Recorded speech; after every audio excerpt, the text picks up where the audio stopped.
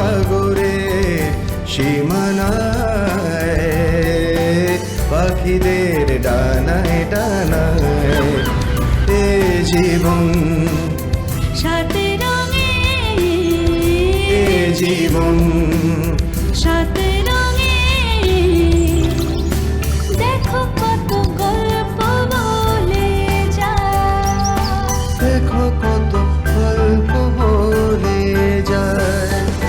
সেই গল্পের সমুদ্রে ক্যানভাসে রং করা। আমাদের পরিবেশ, আমাদের প্রকৃতি, আমাদের প্রাণ, আমাদের বেঁচে থাকার আখ্যান।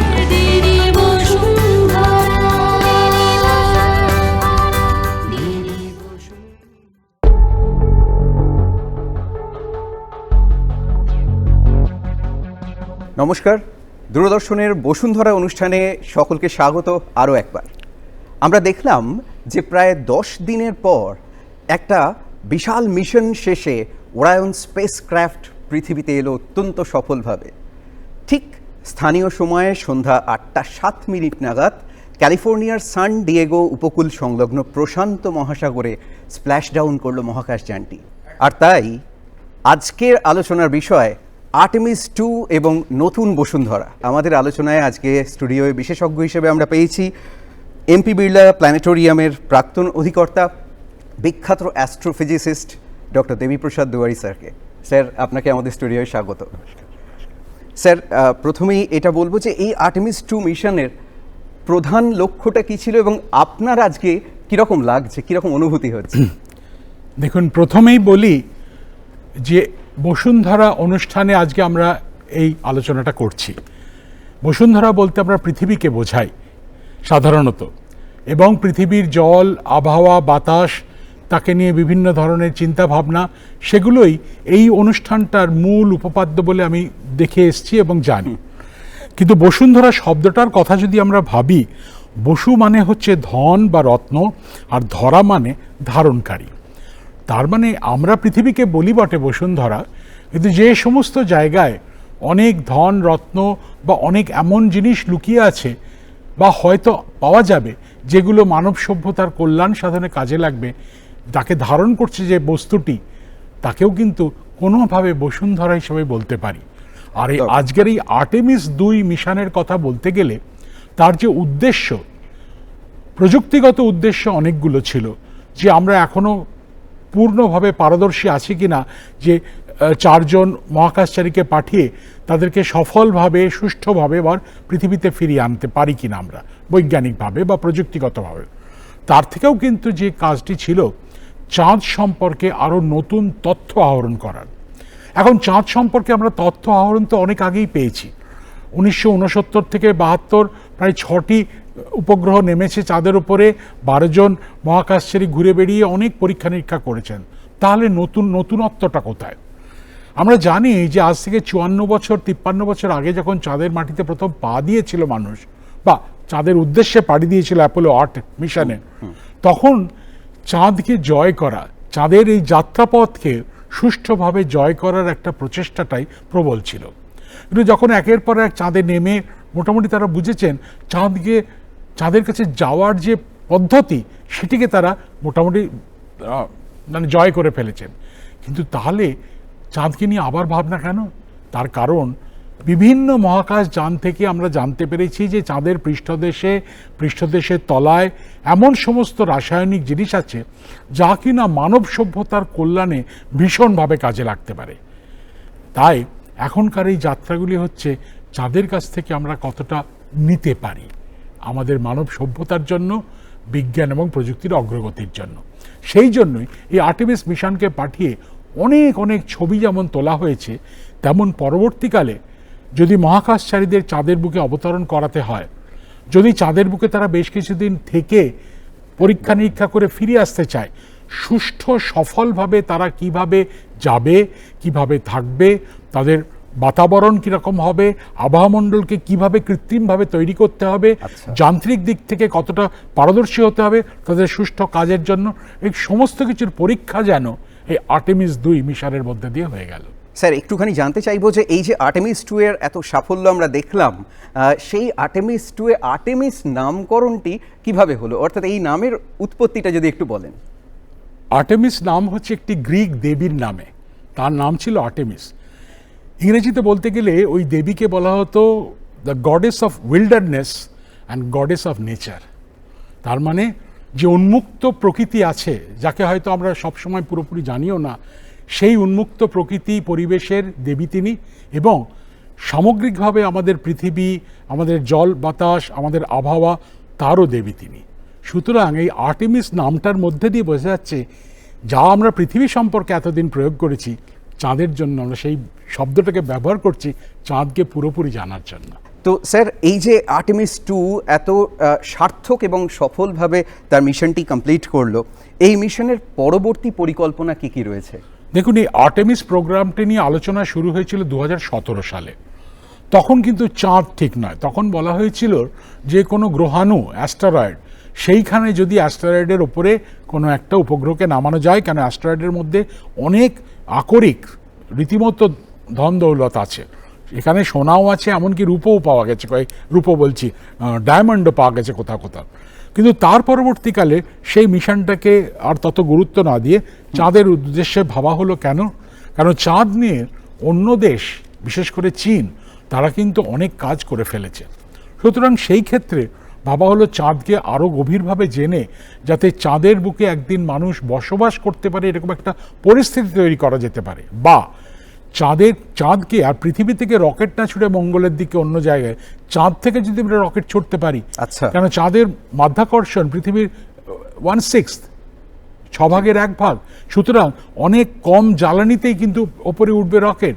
তাছাড়া চাঁদের বুকে বা আশেপাশে বা তলায় যে জল বা জলীয় বরফ পাওয়া গেছে, তাকে বিভাজন করে যখন হাইড্রোজেন অক্সিজেন পাওয়া যাবে, হাইড্রোজেনকে রকেটের জ্বালানি হিসেবে ব্যবহার করা যায়। সুতরাং পৃথিবী থেকে আর জ্বালানি দরকার হবে না। ভবিষ্যতের এই সমস্ত কথা মাথায় রেখেই কিন্তু আর্টেমিস মিশন 1, আর্টেমিস প্রথম যে মিশনটা, সেটা হয়েছে নভেম্বর মাসে 2022-এ। সেটিকে পাঠানো হয়েছিল এবং সঠিকভাবে, সুষ্ঠুভাবে যে পথ নির্ধারণ করা হয়েছে, মনে রাখতে হবে পাঠানোর জন্য কিন্তু অনেক রকেট জ্বালানি খরচ হয়েছিল, বুস্টিং করেছিল, কিন্তু যে ফিরে এসেছে, এই ফিরে আসাটা কিন্তু চাঁদের ভীষণ চাঁদের কিন্তু কন্ট্রিবিউশন রয়েছে। কারণ মানতে হবে যেভাবে গেছে এই 8-এর মতো একটা কক্ষপথে, এই যখন চাঁদের কাছে গেছে, এমন একটা দূরত্বে পৌঁছেছে, মানে চাঁদের পৃষ্ঠদেশ থেকে প্রায় 6545 কিলোমিটার, তখনই কিন্তু চাঁদের অভিকর্ষজ ক্ষেত্রের মধ্যে প্রবেশ করেছে উপগ্রহ। এবং এই যে যাচ্ছে, এটাকে স্লিং শট এফেক্ট বা গ্র্যাভিটি অ্যাসিস্ট বলে, ওই যাবার গতিতেই সে কিন্তু আবার পৃথিবীর দিকে নেমে এসছে। সুতরাং এইগুলো সঠিকভাবে করা যায় কিনা, তাছাড়া প্রযুক্তির দিক থেকে নতুন নতুন যে দিকগুলো গবেষণার মাধ্যমে উঠে এসছে কিনা, সেগুলোকে পরীক্ষা নিরীক্ষা করার জন্য আর্টেমিস 2। পরবর্তীকালে আর্টেমিস 3 যাবে। প্রথমে কথা হয়েছিল হয়তো আর্টেমিস 3-তে এই মহাকাশচারীরা পৌঁছবেন চাঁদের পৃষ্ঠদেশে। সেটা এখন অনেকেই বলছেন না, নাসাও বলছে আরও ভালোভাবে সঠিকভাবে পরীক্ষা করতে হবে। তারপরে আর্টেমিস 4, যেটা হয়তো আর বছর 2-এর মধ্যে যাবে, সেটি চাঁদে মানুষকে নিয়ে যাবে। স্যার আমরা জানি যে 2026-এরই এবছর জানুয়ারি মাসের একটি ইউএন রিপোর্ট অনুযায়ী বলা হচ্ছে সারা পৃথিবীর প্রায় 75% মানুষ কিন্তু আজকের দিনে দাঁড়িয়ে বাস করছে জল সংকটপূর্ণ স্থানে, অর্থাৎ ওয়াটার ইনসিকিউরড এরিয়াজে। স্যার একটা আর্টেমিস 2 মিশনে স্পেস ক্রাফটের মধ্যে আমরা দেখলাম যে ওয়াটারকে রিইউজ কিভাবে করা হলো, সেই জায়গাটা যদি আপনি একটু বলেন যে সেটাকে ভবিষ্যতে এই বসুন্ধরার বুকে ওয়াটার রিসাইকেল, ওয়াটার রিইউজ, এইখানে আমরা ব্যবহার করতে পারি এই প্রযুক্তিকে।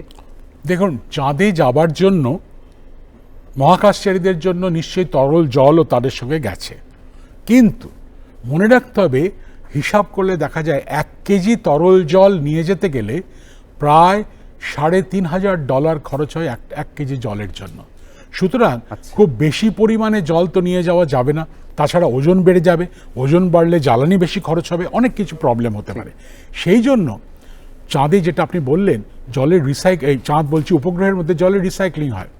আপনারা শুনলে অবাক হবেন, ইন্টারন্যাশনাল স্পেস স্টেশনের কথায় যদি দেখি, যে যাকে আমরা বর্জ্য পদার্থ বলি, ইউরিন বলি, তার 60% কিন্তু তাকে আবার রিফিল্টার করে পরিশুদ্ধ করে পানের জন্য ব্যবহার করা হয়।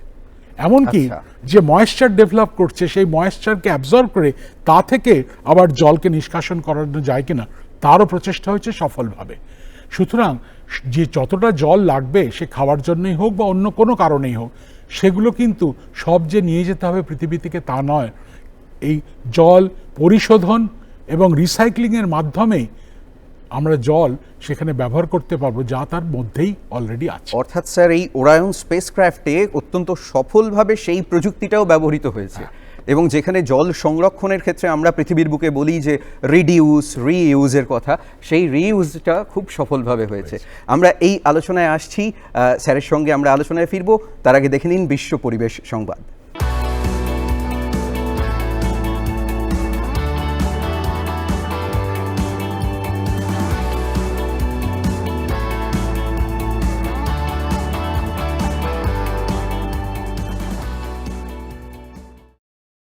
নমস্কার, শুরু করছি বিশ্ব পরিবেশ সংবাদ। 20শে এপ্রিল সোমবার বেলা 3টে নাগাদ জাপানের উত্তর পূর্ব উপকূলের কাছে ইওয়াতে প্রিফেকচার অঞ্চলে 7.7 মাত্রার একটি শক্তিশালী ভূমিকম্প আঘাত হানে।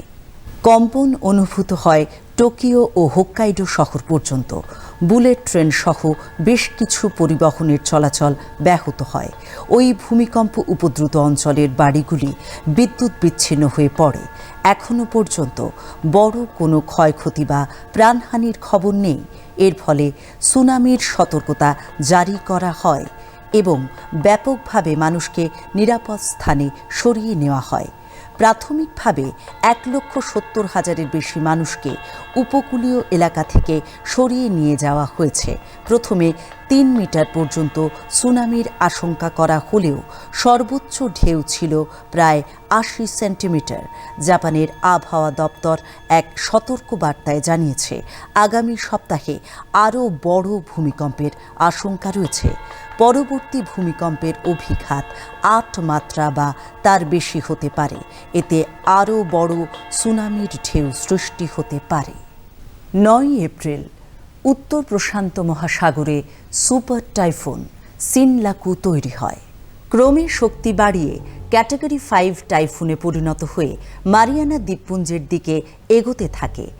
13 তারিখ স্থানীয় সময় দুপুর 1:30 নাগাদ যখন সিনলাকু মারিয়ানা দ্বীপপুঞ্জের দিকে এগোচ্ছিল, তখন ঝড়টির স্থায়ী বাতাসের গতি ছিল প্রায় 280 কিলোমিটার বা 175 মাইল প্রতি ঘন্টা।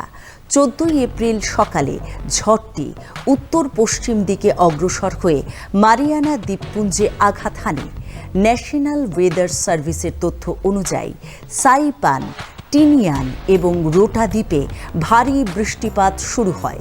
পূর্বাভাস মতো 14 থেকে 15 এপ্রিলের মধ্যে সাইপান ও টিনিয়ানে টাইফুন ব্যাপক ক্ষয়ক্ষতি ঘটিয়ে এরপর তা ধীরে ধীরে ট্রপিক্যাল স্টর্মে পরিণত হয়।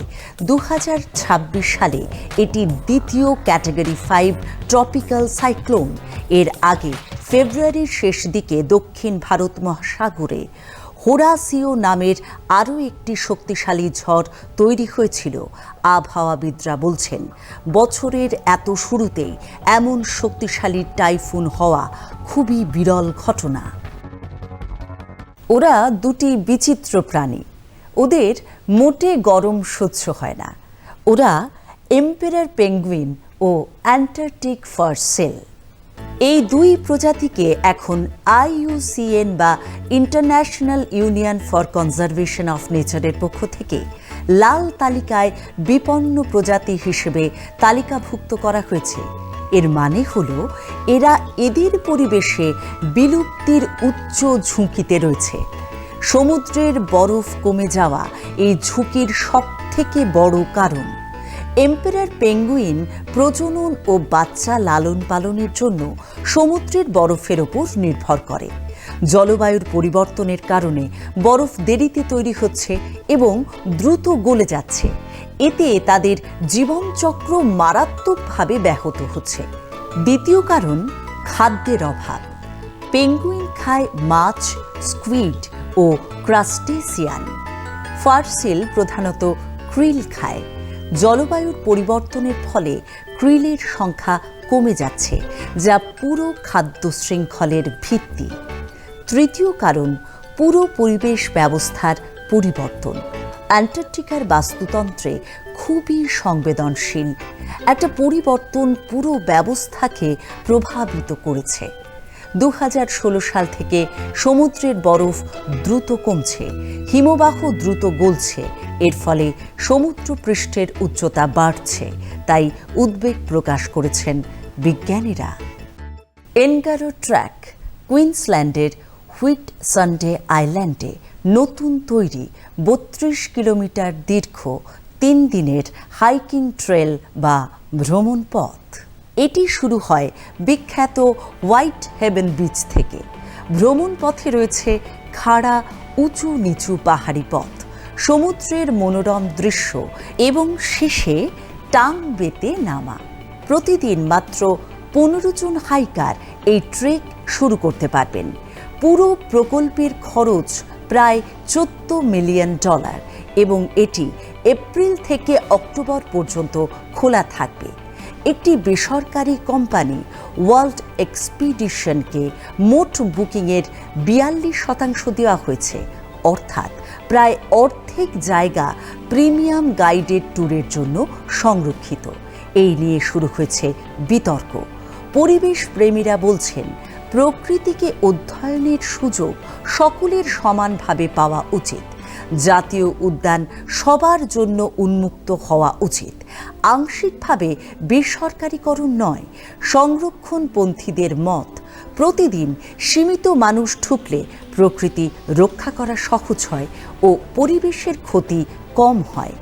পর্যটনপন্থীদের মত, প্রিমিয়াম ট্যুর থেকে বেশি আয় হয় এবং গাইডেড ট্যুর নিরাপদ ও শিক্ষামূলক হতে পারে। বিতর্ক যাই হোক না কেন, প্রকৃতির অনুষঙ্গে এই ভ্রমণ পথ নয়নাভিরাম ও মনোমুগ্ধকর। আমরা কৃতজ্ঞতা জানাই বিবিসি, এবিসি এবং রয়টার্সকে। বিশ্ব পরিবেশ সংবাদ আজ এখানেই শেষ করছি। নমস্কার।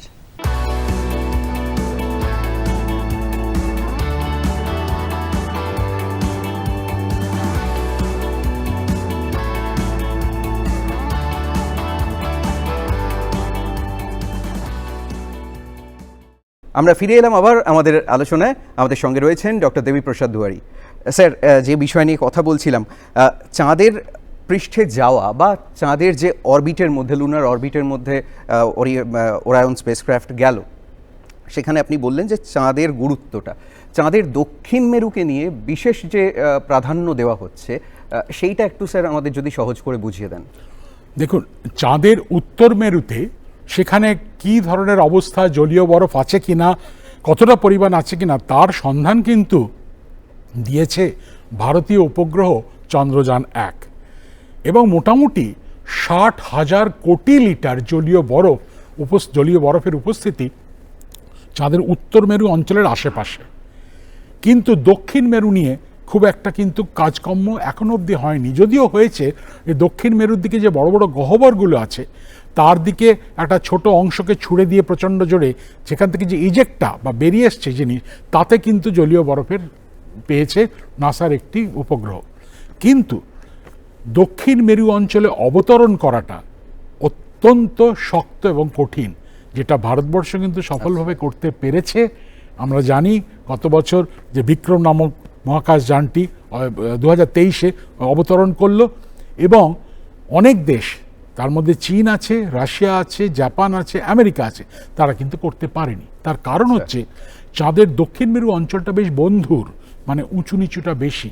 তাছাড়া দক্ষিণ মেরু অঞ্চলের যে অভিকর্ষজ ক্ষেত্র বা মাধ্যাকর্ষণের যে শক্তি, সেটা তো প্রতি জায়গায় জায়গায় একটু একটু পাল্টে যায়, সেটা কিন্তু পুরোপুরি এখন ম্যাপ বা চার্ট করা হয়নি। সুতরাং সেই দিক থেকে যন্ত্রপাতির দিক থেকে অসুবিধা আছে, নামার ক্ষেত্রে হয়তো অসুবিধা আছে। এই সমস্ত দিক থেকে এখনও চাঁদের দক্ষিণ মেরু অঞ্চলটাকে আমরা খুব একটা জানি না। জানাতে শুরু করেছে কিন্তু 2023 থেকে এই ভারতবর্ষের যে চন্দ্রযান 3 সেটি। এবং পরের জন্য এর মধ্যে জাপানের সঙ্গে সহযোগিতা নিয়ে লুপেক্স, লুনার পোলার এক্সপ্লোরার, সেইটির কাজ শুরু হয়েছে, যেটা আবার দক্ষিণ মেরু অঞ্চলে চাঁদের কাছে জাপান এবং ভারত একসঙ্গে তারা পাঠাবে এবং চাঁদের দক্ষিণ মেরু অঞ্চল সম্পর্কে জানতে সাহায্য করবে, যেটা অন্য দেশে, এক্ষেত্রে নাসাও প্রাণপণে চেষ্টা করছে আরও নতুন করে তথ্য পাওয়ার জন্য। অসাধারণ। স্যার, আমরা দেখেছি যে সারা পৃথিবী জুড়েই এখন গ্লোবাল ওয়ার্মিং এই কথাটা ছোট থেকে বড় সবাই শুনেছে, এবং একদম স্ট্যাটিস্টিক্যাল রিপোর্ট বলছে যে প্রি ইন্ডাস্ট্রিয়াল এরা বা শিল্প বিপ্লবের আগের সময় থেকে আজকের সময়ে কিন্তু কার্বন ডাই অক্সাইডের পরিমাণ সারা পৃথিবীতে 50% বেশি বৃদ্ধি পেয়েছে। এই কার্বন ডাই অক্সাইড কী কী সমস্যা ঘটায় আমাদের পৃথিবীতে, আমরা বসুন্ধরার বিভিন্ন অনুষ্ঠানে সেটা নিয়ে আলোচনা করেছি। আজকে স্যারের কাছে আমার এইটা প্রশ্ন যে একটা স্পেস ক্রাফটের মধ্যে কার্বনকে ক্যাপচার করার যে ব্যবস্থা রয়েছে, সেই পদ্ধতিটা ঠিক কিভাবে হয়েছে যদি একটু সহজ করে বলেন, এবং সেই প্রযুক্তি কি আমরা পৃথিবীর ক্ষেত্রে ব্যবহার করতে পারি কার্বন এমিশনকে কিছুটা হলেও কমাবার জন্য? দেখুন, গাড়ি থেকে যে সমস্ত ধোঁয়া বেরোয় তার মধ্যে কিন্তু অনেক কার্বন ডাইঅক্সাইড বা কার্বন মনোক্সাইড থাকে। সেগুলোর জন্য গাড়ির যে ধোঁয়া বেরোনোর যে পাইপটা, তার মধ্যে কিছু বিশেষ ধরনের বস্তু থাকে যা কিনা চেষ্টা করে তাকে যতটা পারে শোষণ করতে।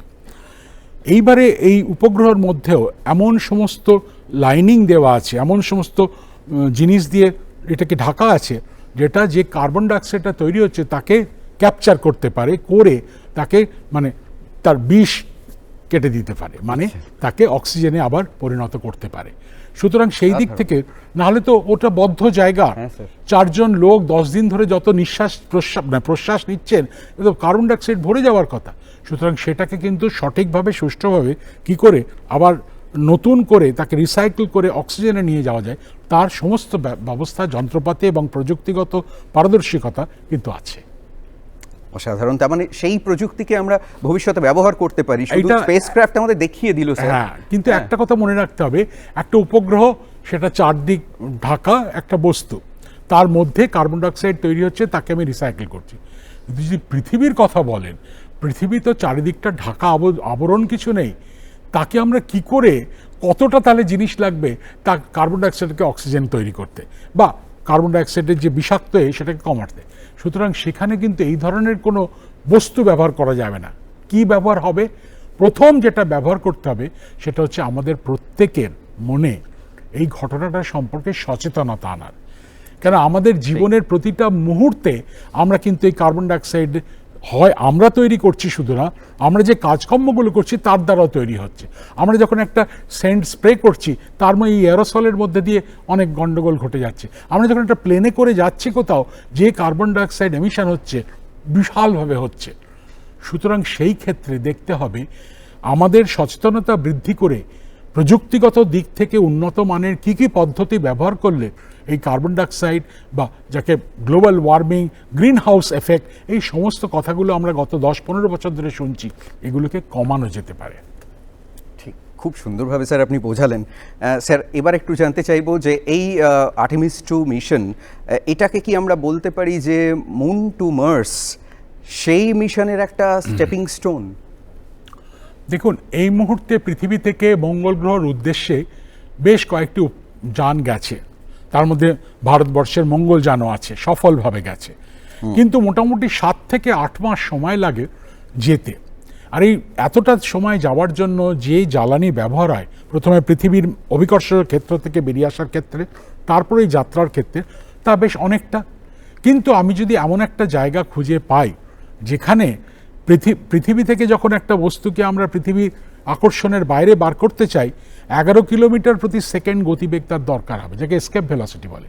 কিন্তু যদি এমন কোনো একটা জায়গা পাই মাত্র 2.3 কিলোমিটার প্রতি সেকেন্ডে তার মাধ্যাকর্ষণ ক্ষেত্র থেকে সে বেরিয়ে আসতে পারবে। শুধু তাই নয়, যে জ্বালানিটা ব্যবহার করছে সেই যে জায়গা থেকে উৎক্ষেপিত হচ্ছে, সেই জায়গা থেকেই জ্বালানি সৃষ্টি হচ্ছে। তাহলে তো আর পৃথিবীর এই এত অত্যন্ত খরচ ব্যয়বহুল সমস্ত রকেট উৎক্ষেপণ যে কেন্দ্র রয়েছে, ব্যবস্থা রয়েছে, তাকে আমরা অনেকটা এড়িয়ে যেতে পারবো। সেইখানে হচ্ছে চাঁদের গুরুত্ব। কেন চাঁদের অভিকর্ষজ বল পৃথিবীর 1/6 ভাগ, সুতরাং পাঠাতে সুবিধা। আর যদি যে জলকে পাওয়া গেছে বরফ হিসাবে, তাকে যদি বিভাজন করা হয় হাইড্রোজেন অক্সিজেনে, যে হাইড্রোজেন আমরা পাবো সেটাকে রকেটের জ্বালানি হিসেবে ব্যবহার করে মঙ্গল গ্রহের উদ্দেশ্যে বা পৃথিবী থেকে চাঁদ, এই ফেরি সার্ভিসের মতো চালু করা যেতে পারে। সুতরাং সেই দিক থেকে অনেকটা এগিয়ে যাবে। তাহলে মঙ্গলে পাড়ি দেওয়ার ব্যাপারে আমরা কতটা আশাবাদী এই মুহূর্তে? মঙ্গলে পাড়ি দেওয়ার ক্ষেত্রে আমি বলবো যে চাঁদকে ব্যবহার করে মঙ্গলে পাড়ি দেওয়ার কথাটা ঠিক এই মুহূর্তে আগামী 2, 5, 10 বছরের মধ্যে হয়তো হয়ে উঠবে না, কিন্তু যেভাবে কাজ শুরু হয়েছে ধাপে ধাপে ধাপে ধাপে একেবারে পরীক্ষিত পদ্ধতিতে একটা দিন আসবে যেদিন চাঁদ থেকে মঙ্গল গ্রহে পৃথিবীর বিজ্ঞানীরা পাঠাতে পারবেন নতুন রকেট, নতুন উপগ্রহ। হয়তো সেটা আরও বছর 20 সময়ও লাগতে পারে। স্যার, আমরা দেখলাম যে আর্টেমিস 2 এর সঙ্গে এই স্পেসক্রাফটের সঙ্গে কিন্তু নিয়ে যাওয়া হয়েছিল ক্ল্যামাইডোমোনাস ইস্টের মতো বিষয়, যেগুলোও বোধহয় আমাদেরকে আরেকটু এগ্রিকালচার বা এমনকি মেডিকেল সায়েন্সেরও জন্য কিছু সূত্র দেখায়, কিছু দিক নির্দেশ করে। একদম শেষ সময় দাঁড়িয়ে আছি স্যার। স্যার, আপনাকে জিজ্ঞাসা করবো যে 1968 সালের যে আর্থ রাইজের ছবি আমাদের সারা পৃথিবীতে পরিবেশ আন্দোলনের একটা সূচনা করে, আজকে ওরায়ন স্পেসক্রাফট থেকে তোলা হাই রেজলিউশনের ছবিগুলো আমাদেরকে কি আমাদের ব্লু প্ল্যানেট, আমাদের নিজস্ব এই পৃথিবীর প্রতি আরও বেশি উদ্বুদ্ধ, আরও বেশি সংবেদনশীল করবে? কি মনে হয়? দেখুন, আমি যদি ধরি এই মুহূর্তে আমি দাঁড়িয়ে আছি একটা স্টুডিওর মধ্যে, বিভিন্ন জিনিসপত্র আছে, ক্যামেরা আছে, অনেক ফার্নিচার আছে। একটা জিনিস আমার মনে হবে এই দিকটা বেশি রংচঙে, ও দিকটা তত রংচঙে নয়। কিন্তু আমি যদি আমার মনকে বা আমার চোখকে এর থেকে আরও 100 ফিট, 200 ফিট, 300 ফিট ওপরে নিয়ে যাই, সেখান থেকে দেখব বাহ, একটা সুন্দর পরিবেশ, তো তখন সামগ্রিকভাবে সেই জায়গাটা বা এই জায়গাটা সম্পর্কে আমাদের একটা বিবেচনা হবে। তেমনই আমি পৃথিবীতে এই মুহূর্তে আছি, আসতে গিয়ে রাস্তায় দেখলাম অনেকটা জায়গায় ময়লা পড়ে আছে, কোথাও একটু ধুলো ধোঁয়া হচ্ছে, বলবো এ কী হলো? কিন্তু পৃথিবী থেকে যখন দূরে চলে গিয়ে আর্টেমিস 2 ছবি তুলেছে পৃথিবীর, সেই ছবি কিন্তু প্রত্যেকের মানুষের মনকে ছুঁয়ে গেছে। যে বললেন নীল গ্রহ, নীল জলের জন্য আমরা দেখতে পাচ্ছি একটা নীল রঙের গ্রহ, এবং ভাবতে অবাক লাগে যখন অনেক দূর থেকে পৃথিবীর ওই ছবিটাকে দেখে বলবো 840 কোটি প্রাণ, যাদেরকে মানুষ বলায়, তার মধ্যে আমিও একজন, আমি ওর মধ্যেই আছি। আর কোটি কোটি প্রাণ, কি অভূতপূর্ব আবহাওয়া, কি অদ্ভুত সুন্দর খনিজ সম্পদ, কি এই ঝড় বৃষ্টি, জলের রিসাইক্লিং বা সাইক্লিং, এই যখন মনে হবে তখন বুঝতে পারা যাবে আমাদের পৃথিবীটা কতটা দামি আমাদের প্রত্যেক মানুষের কাছে। এবং এই কথা বলেই আজকের অনুষ্ঠান শেষ করব যে আর্টেমিস 2 মিশন তো সফল হয়েছেই, কিন্তু তার সার্থকতা বোধহয় আরও বেশি হবে আমাদের মনে যদি সেই সচেতনতা, সেই সংবেদনশীলতা তৈরি করে, যাতে সামগ্রিকভাবে আমরা বসুন্ধরাকে আরও সুস্থ, আরও সুন্দর, আরও সবুজ, আরও প্রাণবন্ত রাখতে পারি। অনেক ধন্যবাদ আমাদের সঙ্গে থাকবার জন্য স্যার, আপনাকে আবারও ধন্যবাদ এবং প্রণাম।